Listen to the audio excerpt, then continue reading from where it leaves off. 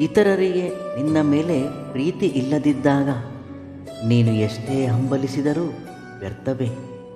ಒಬ್ಬ ಮನುಷ್ಯನಿಗೆ ಒಂದು ಕಡೆ ನಿಲ್ಲುವುದು ಸುಲಭ, ಅದೇ ಓಡುವುದು ಸ್ವಲ್ಪ ಕಷ್ಟವೇ. ಆದರೆ ನಮ್ಮ ಮನಸ್ಸಿಗೆ ಒಂದು ಕಡೆ ನಿಲ್ಲುವುದು ಬಹು ಕಠಿಣ, ಅದೇ ಓಡುವುದೆಂದರೆ ಅತ್ಯಂತ ಸುಲಭ. ನೀವೇ ನೋಡಿ, ನಿಮ್ಮ ಮನಸ್ಸು ಯಾವಾಗಲೂ ಓಡುತ್ತಲೇ ಇರುತ್ತದೆ. ಯಾರಾದರೆ ನಮ್ಮ ಮನಸ್ಸನ್ನು ಆಗಾಗ ನಿಲ್ಲಿಸಬಲ್ಲರೋ ಅವರಿಗಿಂತ ಶ್ರೇಷ್ಠ ವ್ಯಕ್ತಿ ಮತ್ತಾರೂ ಇಲ್ಲ. ಅದುವೇ ಯೋಗ, ಮನಸ್ಸಿನ ನಿಗ್ರಹವೇ ಯೋಗ. ನಿನ್ನ ಒಂದು ಸೋಮಾರಿತನವೇ ನಿನ್ನ ನಿಜವಾದ ಶತ್ರುವು, ಅದೇ ನಿನ್ನ ಬೆಳವಣಿಗೆಗೆ ಮೊದಲ ಅಡ್ಡಿಯಾಗಿರುವುದು. ನೆನಪಿಟ್ಟುಕೊಳ್ಳಿ, ನಿನ್ನ ಬಡತನಕ್ಕೆ ಮೂಲ ಕಾರಣ ಸೋಮಾರಿತನವೇ. ಅದನ್ನು ಒದ್ದೋಡಿಸು, ಎದ್ದು ಕಾರ್ಯೋನ್ಮುಖನಾಗು, ಖಂಡಿತವಾಗಿಯೂ ಯಶಸ್ವಿಯಾಗು. ನಿನಗೆ ಕೆಲಸ ಮಾಡುವ ಆಸಕ್ತಿ ಇದ್ದರೆ ಮಾಡುವುದಕ್ಕೆ ಬಹಳಷ್ಟು ಕೆಲಸಗಳಿವೆ, ಅವಕಾಶಗಳಿವೆ. ಕೆಲಸಗಳಲ್ಲಿ ಕನಿಷ್ಠ ಮತ್ತು ಶ್ರೇಷ್ಠತೆ ಇಲ್ಲ. ನೀತಿ ಮತ್ತು ನಿಜಾಯಿತಿಯಿಂದ ಮಾಡುವ ಎಲ್ಲ ಕೆಲಸಗಳು ಗೌರವಕ್ಕೆ ಅರ್ಹರಾಗಿರುವವು. ಮೊದಲು ನಿನ್ನ ಮನಸ್ಸಲ್ಲಿ ಆ ಕೀಳರಿಮೆಯನ್ನು ತೆಗೆದುಹಾಕು. ಯಾವುದೇ ಕೆಲಸಗಳು ಇಷ್ಟಪಟ್ಟು ಮತ್ತು ಶ್ರದ್ಧೆಯಿಂದ ಮಾಡಿದರೆ ಅದು ಶ್ರೇಷ್ಠ ಕೆಲಸ. ಇಷ್ಟ ಇಲ್ಲದೆ ಅಶ್ರದ್ಧೆಯಿಂದ ಮಾಡಿದರೆ ಅದು ಕನಿಷ್ಠ ಕೆಲಸ.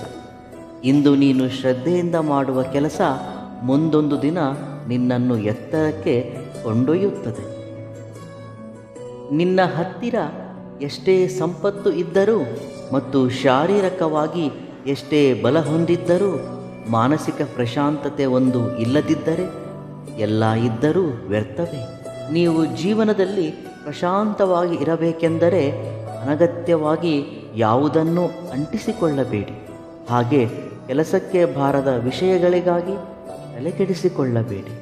ನೀನು ಎಷ್ಟೇ ಬೈದರೂ ಮತ್ತು ಎಷ್ಟೇ ಕೋಪಗೊಂಡರೂ ಮತ್ತೆ ನಿನ್ನ ಜೊತೆಯೇ ಇರಲು ಬಯಸುತ್ತಾರೆಂದರೆ ಅವರಿಗೆ ನೀವೆಂದರೆ ಪ್ರೀತಿ ಅಷ್ಟೇ ಅಲ್ಲ. ಈ ಪ್ರಪಂಚದಲ್ಲಿ ನಿಮಗಿಂತ ಮುಖ್ಯವಾದದ್ದು ಯಾವುದೂ ಇಲ್ಲವೆಂದು. ನಿಜವಾದ ಪ್ರೀತಿಗೆ ಯಾವುದೇ ಮಿತಿಗಳಿಲ್ಲ, ಪ್ರೀತಿಗೆ ಯಾವುದೇ ನಿರೀಕ್ಷೆಗಳಿಲ್ಲ. ಯಾವುದೇ ಕೆಲಸವನ್ನು ಅಪನಂಬಿಕೆಯಿಂದ ಆರಂಭಿಸಬೇಡ, ಏಕೆಂದರೆ ನಿನ್ನ ಮೇಲೆ ನಿನಗೇ ಇರುವ ನಂಬಿಕೆಯೇ ನಿನ್ನ ಯಶಸ್ಸಿಗೆ ಮೊದಲ ಹೆಜ್ಜೆ. ಬರುವುದು ಮತ್ತು ಹೋಗುವುದು ನಮ್ಮ ಕೈಯಲ್ಲಿ ಇರುವುದಿಲ್ಲ. ಪ್ರೀತಿ ಮತ್ತು ಅಭಿಮಾನವನ್ನು ಹಂಚುವ ವ್ಯಕ್ತಿತ್ವ ಮಾತ್ರವೇ ನಮ್ಮ ಕೈಯಲ್ಲಿ ಇರುತ್ತದೆ. ನಿನಗೆ ಜೀವನದಲ್ಲಿ ಯಶಸ್ಸು ಸಿಗಬೇಕೆಂದರೆ ನಿದ್ದೆ ಬಿಟ್ಟು ಪ್ರಯತ್ನಿಸು, ಅಷ್ಟೇ ಹೊರತು ಮಲಗಿ ಕನಸು ಕಾಣಬೇಡ. ಕನಸು ಕಾಣಬೇಕೆಂದರೆ ನಿದ್ದೆ ಮಾಡಿದರೆ ಸಾಕು. ಆದರೆ ಆ ಕನಸುಗಳನ್ನು ನನಸಾಗಿಸಬೇಕೆಂದರೆ ನಿದ್ದೆ ಮಾಡದೆ ಶ್ರಮವಹಿಸಬೇಕಾಗುತ್ತದೆ. ಹೊಟ್ಟೆ ಸುಟ್ಟವನಿಗೆ ತುತ್ತಿನ ಬೆಲೆ ತಿಳಿಯುತ್ತದೆ, ಹಾಗೆ ಕಷ್ಟಪಟ್ಟವನಿಗೆ ಬದುಕಿನ ಬೆಲೆ ತಿಳಿಯುತ್ತದೆ. ಒಬ್ಬ ಮನುಷ್ಯನಿಗೆ ಗಾಯದಿಂದ ಉಂಟಾದ ನೋವು ಕೆಲವು ದಿನಗಳವರೆಗೆ ಮಾತ್ರ ನೋಯಿಸುತ್ತದೆ, ಆದರೆ ಚುಚ್ಚು ಮಾತಿನಿಂದ ಉಂಟಾದ ನೋವು ಮಾತ್ರ ಜೀವನ ಪೂರ್ತಿ ನೋಯಿಸುತ್ತಲೇ ಇರುತ್ತದೆ. ಯಾವುದೇ ವ್ಯಕ್ತಿಗಾಗಲಿ ಸಂಪತ್ತು ಇಲ್ಲದಿದ್ದರೂ ಸಂಸ್ಕಾರವಿದ್ದರೆ ಜೀವನ ತೃಪ್ತಿದಾಯಕವಾಗಿರುತ್ತದೆ.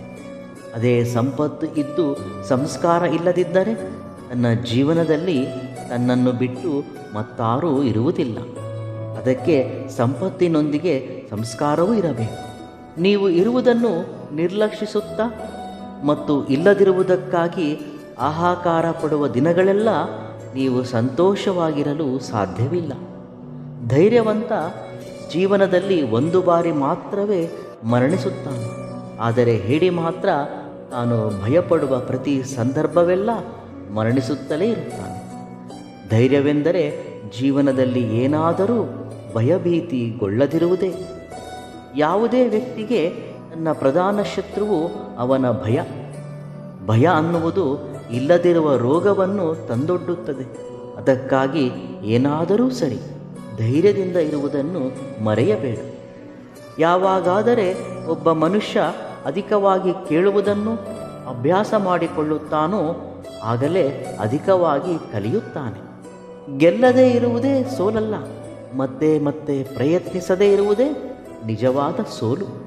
ನೀವು ಗುರಿ ತಲುಪಲು ಮಾಡುವ ಪ್ರಯತ್ನದಲ್ಲಿ ನಿಮಗೆ ಎದುರಾಗುವ ಅಡ್ಡಿ ಆತಂಕಗಳು ನಿಮ್ಮನ್ನು ಎಷ್ಟೋ ರೀತಿಯಲ್ಲಿ ನೋಯಿಸುತ್ತದೆ. ನೀವು ಗುರಿಯನ್ನು ತಲುಪಿದ ಮೇಲೆ ನಿಮಗೆ ಸಿಗುವ ಆನಂದ ಮತ್ತು ಸಂತೋಷದ ಮುಂದೆ ನೀವು ಪಟ್ಟ ಶ್ರಮವೆಲ್ಲ ಶೂನ್ಯವೆನಿಸುತ್ತದೆ. ಜೀವನದಲ್ಲಿ ಕಷ್ಟಗಳು ಬರುತ್ತವೆ ಹೋಗುತ್ತವೆ. ಬಂದಾಗ ಭಯಪಡಬೇಡ. ಹಾಗೆ ಅವು ಹೋಗುವವರೆಗೂ ಶ್ರಮವಹಿಸಿದರೆ ಕಷ್ಟಗಳು ಮಾಯವಾಗುತ್ತವೆ. ನೀವು ಭಯದಿಂದ ಯಾವುದೇ ಕೆಲಸ ಮಾಡಿದರೂ ಅದರಲ್ಲಿ ಪರಿಪೂರ್ಣತೆಯನ್ನು ಸಾಧಿಸಲಾರಿರಿ. ನೀವು ವಿವೇಕದಿಂದ ಮಾಡುವ ಯಾವುದೇ ಕೆಲಸ ತಪ್ಪದೇ ಫಲಿತವನ್ನು ಕೊಡುತ್ತದೆ.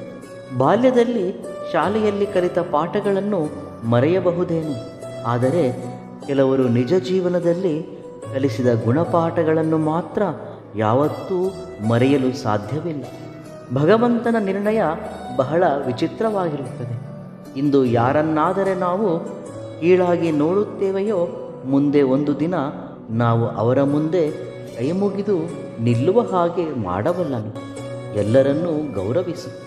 ನೀವು ಒಂದು ಕೆಲಸವನ್ನು ಆರಂಭಿಸಿದರೆ ಮಧ್ಯದಲ್ಲಿ ಬಿಟ್ಟು ಹೋಗಬೇಡಿ.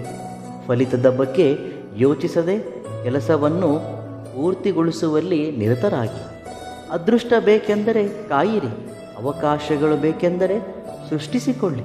ಅದೃಷ್ಟ ಅನ್ನುವುದು ಎಲ್ಲರ ಜೀವನದಲ್ಲಿ ಇರುವುದಿಲ್ಲ, ಆದರೆ ಅವಕಾಶಗಳು ಮಾತ್ರ ಪ್ರತಿಯೊಬ್ಬರ ಜೀವನವನ್ನು ಅದೃಷ್ಟವನ್ನಾಗಿ ಬದಲಾಯಿಸುತ್ತದೆ. ನಿಮ್ಮ ಮನಸ್ಸು ನಿಮ್ಮ ಹಿಡಿತದಲ್ಲಿ ಇದ್ದರೆ ನೀವು ಕಾಡಲ್ಲಿದ್ದರೂ ನಾಡಲ್ಲಿದ್ದರೂ ಆನಂದವಾಗಿಯೇ ಇರುತ್ತೀರಿ. ಹಣ ಅನ್ನುವುದು ಒಂದು ಮಹಾವೃಕ್ಷದ ಹಾಗೆ. ಅದರ ಕೆಳಗೆ ಹೋದಾಗ ನಮ್ಮ ನೆರಳೇ ನಮಗೆ ಕಾಣುವುದಿಲ್ಲ. ಇನ್ನು ನಮ್ಮ ಸುತ್ತಲೂ ಇರುವವರು ಅಸಲಿಗೆ ಕಾಣಿಸುವುದೇ ಇಲ್ಲ. ಹಣದ ವಿಷಯದಲ್ಲಿ ಪ್ರತಿಯೊಬ್ಬರೂ ಸ್ವಾರ್ಥರೇ. ಜವಾಬ್ದಾರಿ ಗೊತ್ತಿಲ್ಲದವನಿಗೆ ಕೆಲಸ ವಹಿಸುವುದು ಎಷ್ಟು ತಪ್ಪೋ, ಬಾಂಧವ್ಯದ ಬೆಲೆ ಗೊತ್ತಿಲ್ಲದವರೊಂದಿಗೆ ಬಂಧುತ್ವ ಬೆಳೆಸುವುದು ಅಷ್ಟೇ ತಪ್ಪು. ಎಷ್ಟು ಹಣ ಸಂಪಾದಿಸಿರುವೆ ಅನ್ನುವುದು ಮುಖ್ಯವಲ್ಲ, ನೀನು ಎಷ್ಟು ನೆಮ್ಮದಿಯಿಂದ ನಿದ್ದೆ ಮಾಡುವೆ ಅನ್ನುವುದೇ ಮುಖ್ಯ.